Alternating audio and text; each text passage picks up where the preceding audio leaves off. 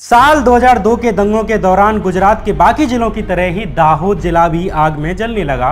सैकड़ों लोग अपनी जान बचाने के लिए यहाँ से वहाँ भागने लगे। ऐसे ही 19 साल की बिल्किस बानो किचन में खाना बना रही थी।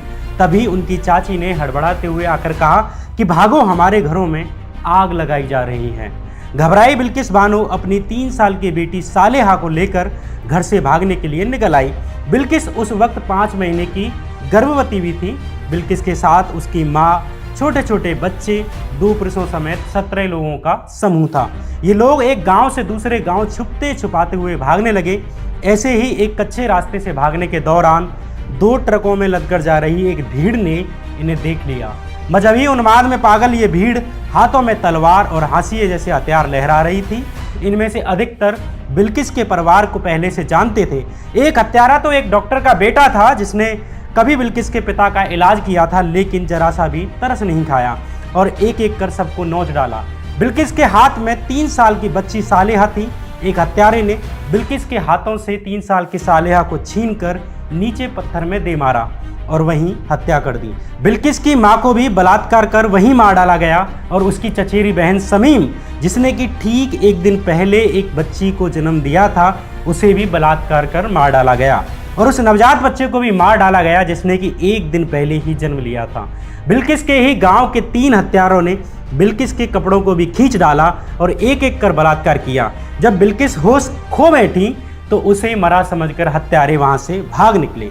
गुजरात दंगों के दौरान एक ही परिवार के 14 लोगों के इस नरसंहार मामले में 18 जनवरी 2008 के दिन सीबीआई की स्पेशल कोर्ट ने एक ऐतिहासिक फैसला सुनाते हुए 11 हत्यारों को दोषी माना और उम्र कैद की सजा सुनाई।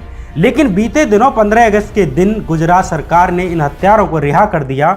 ये कहानी है बिल्किस बानो की, ये कहानी है इस देश में न्याय व्यवस्था की। इसलिए आज के इस एपिसोड में हम नरसंहार की परतें खोलेंगे कि कैसे इन अपराधियों को सजा दिलाने के लिए बिल्किस ने 1 दशक से भी अधिक वक्त तक कानूनी लड़ाई लड़ी और कैसे इन अपराधियों को बचाने की गुजरात सरकार की ये कवायद अभी की नहीं है, बल्कि उस दिन से ही स्टार्ट होती है जिस दिन को ये अपराध अंजाम दिया गया। नमस्कार, मैं श्याम मीरा सिंह। बिल्किस बानो का मामला न केवल भावनात्मक रूप से तोड़ने वाला है, बल्कि न्याय की दृष्टि से भी निराश करने वाला है। साल 2002 दंगों में जुड़े इस मामले में सीबीआई की एक स्पेशल कोर्ट ने साल 2008 में जाकर 11 आरोपियों को उम्र कैद की सजा सुनाई। बाद में बॉम्बे हाईकोर्ट ने भी इस सजा को सही मानते हुए इस पर अपनी सहमति की मोहर लगा दी। यानी अपनी मां और मृतक परिजनों को न्याय दिलाने के लिए बिल्किस बानो ने 6 साल कानून की चौखट के चक्कर काटे। लेकिन 15 अगस्त 2022 के दिन गुजरात सरकार के एक फैसले ने बिल्किस के उस पूरे संघर्ष को जीरो कर दिया जिसे कि वो पिछले सालों से लड़ रही थी। बिल्किस के परिजनों के हत्यारे आज जेल के बाहर हैं। न केवल बाहर हैं, बल्कि उनका स्वागत मालाओं और मिठाइयों से किया गया। बिल्किस के हत्यारों पर गुजरात भाजपा सरकार की मेहरबानी ये नई नहीं है, बल्कि ये कोई रूटीन वर फैसला भी नहीं है जिसे इग्नोर करके आगे बढ़ा जाए, बल्कि गुजरात सरकार उसी दिन से इन हत्यारों को बचाती आई है जिस दिन इन हत्यारों ने 14 लोगों का नरसंहार किया था।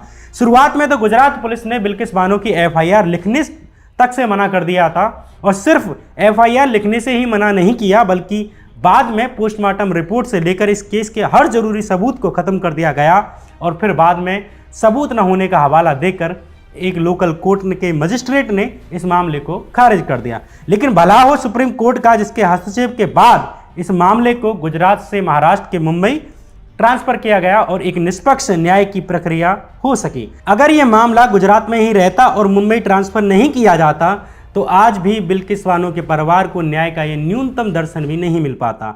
बिल्किस को न्याय मिलने और उसके छिनने की अपनी एक कहानी है। 3 मार्च 2003 के दिन गुजरात दंगों के दौरान 20 से 30 हत्यारे बिल्किस बानो के परिवार के 14 निर्दोष लोगों का नरसंहार करने के बाद चले गए। बिल्किस की जान बच गई क्योंकि उसके बेहोश होने के बाद हत्यारों ने उसे मरा हुआ समझ लिया। कुछ देर बाद बिल्किस को होश आया और उसने खुद को अपने परिजनों की लाशों से घिरा हुआ पाया। उसे होश आया कि उसका शरीर भी नग्न पड़ा है। वहीं पास ही एक पेटीकोट का कपड़ा पड़ा हुआ था। उसे अपने शरीर को ढककर बिल्किस एक नज़दीकी पहाड़ी की तरफ भागी, जहां उसने अपने परिजनों की पीड़ा में रोते डरते सहमते रात बिताई। अगले दिन वो पानी की तलाश करने लगी। तभी उसे एक हैंडपंप के पास एक आदिवासी महिला दिखी जिसने उसे पूरा शरीर ढकने के लिए कुछ कपड़े दिए। तभी उसे हैंडपंप के दूसरी तरफ ही एक पुलिसकर्मी दिखा। पुलिस को देख 19 साल की गर्भवती मां बिल्किस बानो मदद के लिए दौड़ी, जो उसे बाद में लिमखेड़ा पुलिस स्टेशन ले गया। 14 लोगों के इस नरसंहार में, जिसमें कि 8 महिलाओं के साथ जघन्य तरीके से बलात्कार भी किया गया, उस नरसंहार मामले में बिल्किस एक अकेली सर्वाइवर थी। एक ही गांव से होने के कारण उसे हमलावरों के नाम भी याद थे। हत्यारों में एक मेडिकल प्रैक्टिशनर का बेटा था, जिस डॉक्टर ने कभी बिल्किस बानो के पिता का इलाज भी किया था। एक चूड़ी वाला था जो गांव में चूड़ियां बेचता था, और एक पड़ोस के ही होटल का एक मालिक था, और एक ग्राम पंचायत सदस्य का पति था। आज भी बिल्किस बानो को सबसे अधिक यही बात चुभती है कि जिनके साथ उसने बचपन के दिन बताए, नौजवानी के दिन बताए, उन्हीं लोगों ने उसे बुरी तरह से नोच डाला और उसके परिवार की हत्या कर डाली। गुजरात में मोदी के शासन के ऊपर लिखी अपनी किताब between memory and forgetting massacre and the Modi years in Gujarat में पूर्व IAS अधिकारी हर्षमंदर लिखते हैं, दाहोद जिले के रंदिकपुर गांव में बिल्किस के पड़ोसियों ने गांव में रहने वाले सभी 60 मुस्लिमों के घरों में आग लगा दी। बिल्किस का परिवार जान बचाने के लिए घर के पीछे के खेतों की तरफ दौड़कर भागते हुए गया, और बिल्किस ने आखिरी बार अपने घर की तरफ झलक देखी जो कि आग से जल रहा था। बिल्किस के हाथों में 3 साल की छोटी बच्ची सालेहा थी। बिल्किस 5 महीने की गर्भवती भी थी। बिल्किस के परिवार ने सबसे पहले गांव के सरपंच के यहां जाकर शरण ली, और उसके बाद चुनाड़ी गांव के स्कूल में छिप गए। फिर जान बचाने के लिए भागे, और अब कुवजल गांव की बस्ती में जान बचाने के लिए छुप गए। यहीं मौत के खौफ के बीच एक दाई के घर बिल्किस की गर्भवती कजिन बहन समीम ने एक बच्ची को जन्म दिया। लेकिन अगली सुबह मौत के डर से बिल्किस का परिवार फिर भागा। एक मुस्लिम बाहुल्य बस्ती में पहुंचने के लिए वे हाईवे के रास्ते के बजाय कच्चे रास्तों से निकलने लगे। एक सुरक्षित जगह की तलाश में ये लोग पन्नीवेल गांव के रास्ते चलने लग रहे थे, लेकिन फिर एक ऐसी घटना घटी जिससे वे कभी भी उस सुरक्षित स्थान पर नहीं पहुंच पाए, और ना फिर कभी अपने घर पर लौट पाए। 2 ट्रकों में भरी एक भीड़ ने बिल्किस के परिवार का नरसंहार कर डाला। बिल्किस बानो ने पुलिस को इस पूरी दर्दनाक घटना के बारे में डिटेल में बताया, लेकिन इसके बावजूद police head constable Somabhai Gauri ने FIR दर्ज करने से इनकार कर दिया। वो उसे एक रिलीफ कैंप में ले गया। बिल्किस इस रिलीफ कैंप के एक कोने में अकेली सुबसुबाती रही, रोती रही। तभी यहाँ इत्तेफाक से उसे यहाँ वहाँ ढूंढ रहे उसके व्याकुल पति याकूब रसूल की नज़र पड़ गई। बिल्किस के परिवार की नरसंहार घटना से बिल्किस के पति याकूब रसूल, बिल्किस के पिता और भाई इसलिए जिंदा बच गए क्योंकि उस वक्त वे बिल्किस बानो वाले समूह के साथ नहीं थे। 15 साल बाद बिल्किस के पति याकूब रसूल याद करते हुए स्क्रोल वेबसाइट को बताते हैं कि दंगों के बाद वे अपनी पत्नी को ढूंढ रहे थे, तभी वो गोधरा रिलीफ कैंप में एकांत अंधेरे में अकेली बैठी हुई दिखी। उन्होंने पहले से ही बिल्किस के साथ क्या हुआ है इसके बारे में कैंप के अन्य लोगों से सुन लिया था। बिल्किस बानो के पति याकूब रसूल आगे बताते हैं कि मैंने सारी चीज़ों को एक तरफ रख दिया, दंगे, उसका परिवार जिसकी कि तुरंत ही हत्या की गई थी, इस सब को इतर करके मैंने उससे प्यार से बातें की। मैं उसे उस दर्द से बाहर लाना चाहता था जिससे कि वो गुजर रही थी। तब से लेकर अब तक मैंने बिल्किस को हजारों बार पत्रकारों, NGO वालों को, वकीलों को अपनी गवाही देते हुए सुना है, लेकिन मैंने उससे कभी नहीं पूछा कि उस दिन क्या हुआ था और किसने उसके साथ क्या किया था। पूर्व IAS अधिकारी हर्षमंदर की किताब between memory and forgetting massacre and the Modi years in Gujarat में लिखा है कि नरसंहार के 2 दिन बाद कुछ लोकल पत्रकारों को बिल्किस के परिवार की 8 लाशें मिली, तब जाकर ये मामला बाहर आया। उसके बाद पुलिस को कार्रवाई करने के लिए मजबूर होना पड़ा। जब बिल्किस को उसके परिजनों, उसकी माँ, उसकी खुद की 3 साल की बेटी सालेहा का शरीर दिखाया गया तो उसकी स्थिति ऐसी हो जाती है कि जैसे कि उसके ऊपर दुखों का एक बड़ा सा पहाड़ भरभरा कर टूट गया हो। बिल्किस के रेप के 4 दिन बाद गोधरा सिविल अस्पताल में उसका मेडिकल करवाया गया और बायोलॉजिकल सैंपल्स को लोकल पैथोलॉजी भेज दिया गया। लेकिन इसके बाद भी गुजरात पुलिस ने इस नरसंहार की कोई जांच नहीं की और उन शवों को, यानी कि बिल्किस बानो के परिवार की लाशों को ऐसे ही सड़ने के लिए छोड़ दिया। पोस्टमार्टम करने वाले डॉक्टरों ने जानबूझकर इन शवों के कोई ब्लड सैंपल नहीं लिए, कोई बायोलॉजिकल सैंपल्स इकट्ठा नहीं किए, ना कोई सबूत इकट्ठे किए जिन्हें वे जानते थे कि वे आगे जाकर महत्वपूर्ण होंगे। बाद में ये साबित भी हुआ कि पुलिस के निर्देशानुसार जानबूझकर शवों को ऐसी गुप्त कब्रों में दफना दिया गया जिससे इन्हें पहचाना ना जा सके। साल 2004 में जब दोबारा से इस मामले की नए सिरे से जांच हुई तो सीबीआई ने शवों को दोबारा कब्र से निकाला, लेकिन कब्रों से किसी की भी एक शख्स की खोपड़ी नहीं मिली। ऐसा लगता है कि उनकी पहचान ना हो, इसलिए पोस्टमार्टम के बाद उनका सिर काट दिया गया था और बाकी बचे शरीरों पर नमक छिड़का गया था ताकि वे जल्दी से जल्दी डिकम्पोज हो सकें और जल्दी से जल्दी सड़ सकें। ये शक एक गवाह के कारण और अधिक पुख्ता हो जाता है।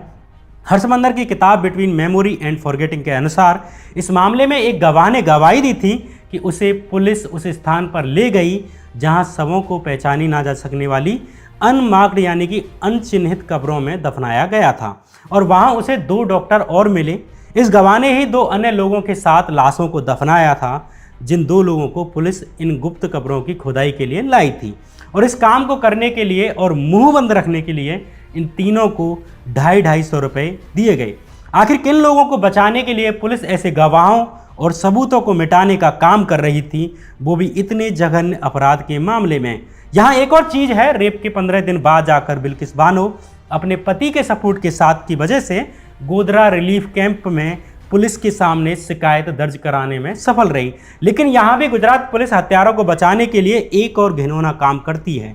पुलिस ने एक खाली सीट पर बिल्किस के अंगूठे का निशान ले लिया और उसके कागजी बयान में बलात्कार करने वाले पुरुषों के नाम सहित महत्वपूर्ण जानकारियों को मिटा दिया, गायब कर दिया। इस पर बिल्किस कुछ ना कर सकी क्योंकि वह मुश्किल से पढ़ी लिखी थी और एक त्रासदी को झेलते हुए गुजर रही थी। इस दौरान पुलिस ने बार बार बिल्किस की दलीलों को खारिज किया और अंततः 25 मार्च 2003 को जुडिशियल मजिस्ट्रेट ने सबूतों का अभाव कहकर इस मामले को बंद कर दिया और अपने परिजनों को एक भीषण त्रासदी में खोने वाली बिल्किस के लिए न्याय का सूरज वहीं डूब गया। लेकिन बिल्किस यहीं नहीं रुकी, वे अप्रैल 2003 के महीने में नेशनल ह्यूमन राइट कमीशन की मदद से सुप्रीम कोर्ट गई। एनएचआरसी ने इस मामले के लिए हरीश साल्वे को नियुक्त किया कि वे कोर्ट में बिल्किस बानो का पक्ष रखें। बिल्किस बानो ने इस मामले में सीबीआई की जांच करने की मांग की। इसके बाद 18 दिसंबर 2003 के दिन सुप्रीम कोर्ट ने इस मामले को सीबीआई को दे दिया। 21 जनवरी साल 2008 के दिन सीबीआई की स्पेशल कोर्ट ने 11 आरोपियों को दोषी मानते हुए उम्र कैद की सजा सुनाई। अपने परिजनों और 3 साल की बच्ची को नरसंहार में खोने के बाद इन 6 सालों की कानूनी लड़ाई बिल्किस के लिए कितनी मुश्किल रही होगी, इसका अंदाजा आप और हम शायद ही लगा सकें। इस नरसंहार के बाद बिल्किस बानो सिर्फ एक बार अपने गांव वापस जा पाई। मामले की सुनवाई के बीच में हत्यारे अक्सर पैरोल पर कुछ दिन के लिए बाहर आते, जमानत पाकर बाहर आते। इससे बिल्किस का बचा खुचा परिवार सहमा रहता।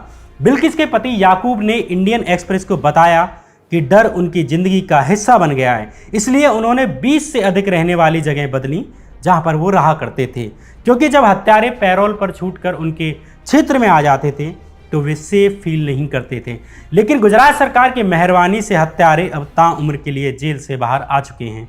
अब सवाल यह है कि अगर अंत में 14 लोगों की हत्या करने वाले, 8 महिलाओं का रेप करने वाले और 2 निर्दोष बच्चों की हत्या करने वाले जघन्य अपराधियों को अगर अंत में छूट ही जाना होता है तो फिर न्याय की लड़ाई लड़ने का क्या मतलब रह जाता है। कानूनन उम्र कैद की सजा के मामले में 14 साल बाद अपराधी की सजा पर विचार किया जाता है। जो अपराधी की उम्र कितनी है, कि वो बूढ़ा तो नहीं है या उसे कोई गंभीर बीमारी तो नहीं है, जेल में उसका कैसा व्यवहार था, इन चीज़ों से तय होता है कि उसकी सज़ा कुछ कम की जाए या जारी रखी जाए या उसे पूरी तरह से माफ़ करते हुए रिहा कर दिया जाए। लेकिन ये नियम सामान्य मामलों में लागू होते हैं, ना कि दुर्लभतम जघन्य अपराधों के मामले में, जिसे कि अंग्रेजी में rarest of the rare case कहते हैं। और बिल्किस का मामला रेयरेस्ट ऑफ द रेयर की कैटेगरी में ही आता है, जिसमें माफ़ी की गुंजाइश नहीं है और नहीं होनी भी चाहिए। गुजरात सरकार द्वारा इन 11 हत्यारों को छोड़ने का फैसला भले ही ऊपर से सामान्य दिखे और ये तर्क दिया जाता रहे कि इन्हें तो रूटीन प्रक्रिया के तहत छोड़ा गया है, तो ऐसा बिल्कुल नहीं है। इस मामले में शुरुआत से ही गुजरात सरकार की भूमिका हत्यारों को बचाने की रही है। वो चाहे रिपोर्ट लिखने से मना कर देना हो, वो चाहे जांच में गड़बड़ करना हो, वो चाहे बिल्किस के परिवारीजनों के शवों से छेड़छाड़ करना हो और कब्रों को गुप्त रूप से छुपाना हो। ऐसी तमाम वजह हैं जो इस बात को स्पष्ट करती हैं कि गुजरात सरकार शुरू से ही दंगाइयों, हत्यारों और बलात्कारियों के संरक्षक की भूमिका में रही है। जब बिल्किस बानो के मामले में इस घटना के 15 साल बाद मुंबई हाई कोर्ट में एक सुनवाई चल रही थी, यानी साल 2017 में जब बॉम्बे हाई कोर्ट में सुनवाई चल रही थी, तब गुजरात पुलिस को हत्यारों को बचाने के लिए हाई कोर्ट ने उन्हें खलनायक कहा। फ्री प्रेस जनरल वेबसाइट की वेबसाइट के अनुसार बॉम्बे हाई कोर्ट ने सबूतों की जांच के बाद गुजरात पुलिस को फटकार लगाते हुए कहा कि हमें यह अनुमान लगाने के लिए किसी सबूत की आवश्यकता नहीं है कि लिमखेड़ा पुलिस स्टेशन की पुलिस बिल्किस बानो पर किए गए बलात्कार के तथ्य को दबाना चाहती थी। कोर्ट ने गुजरात पुलिस को एक ऐसे विलेन की तरह, ऐसे खलनायक की तरह परिभाषित किया जिसने सबूतों के साथ छेड़छाड़ की और पोस्टमार्टम रिपोर्ट से छेड़छाड़ कर यह सुनिश्चित किया कि जांच नाकाम हो जाए। हाई कोर्ट ने यह भी टिप्पणी की कि गुजरात पुलिस के अधिकारी बिल्किस बानो को पीड़ितों की पहचान के लिए घटनास्थल पर भी नहीं ले गए, जबकि वो उस समय पुलिस स्टेशन में ही थी। बॉम्बे हाई कोर्ट ने गुजरात पुलिस की पूरी जांच को भ्रष्ट बताया। इसका मतलब हत्यारों को गुजरात सरकार, गुजरात पुलिस के द्वारा वोट की राजनीति के लिए संरक्षण दिया जा रहा था। गुजरात सरकार और उसके मुख्यमंत्री भूल गए कि बिल्किस बानो भी एक महिला है, वो भी किसी की बहन है, किसी की माँ है, वो भी एक महिला है, चाहे उसका धर्म कोई भी हो, हिंदू हो या मुसलमान, इससे क्या फ़र्क पड़ता है। गुजरात दंगों की जांच को लेकर मैंने अपनी गुजरात दंगों की सीरीज में एक पूरा एपिसोड किया है। गुजरात दंगों पर बनाई सीरीज के चारों एपिसोड में आप मेरे चैनल पर देख सकते हैं कि किस तरह से गुजरात के दंगों की जांच की गई। इसकी लिंक आपको कमेंट बॉक्स में मिल जाएगी, डिस्क्रिप्शन में मिल जाएगी। गुजरात दंगों की जांच में इसी तरह जुडिशियल फ्रॉड हुए, जिसमें नीचे से ही केस ऐसे तैयार किए जाते थे कि वो मामला कोर्ट में चले ही नहीं और असली अपराधियों को आसानी से क्लीन चिट मिल जाए, और जो पीड़ित होते थे वे कोर्ट दर कोर्ट न्याय की उम्मीद करते रहते। ये कहानी थी बिल्किस बानो की। अगर इस चैनल को आपने अब तक सब्सक्राइब नहीं किया है तो बस इतना सही कर दीजिए, वीडियो को लाइक कर दीजिए अगर पसंद आई हो, और चैनल को सब्सक्राइब कर दीजिए।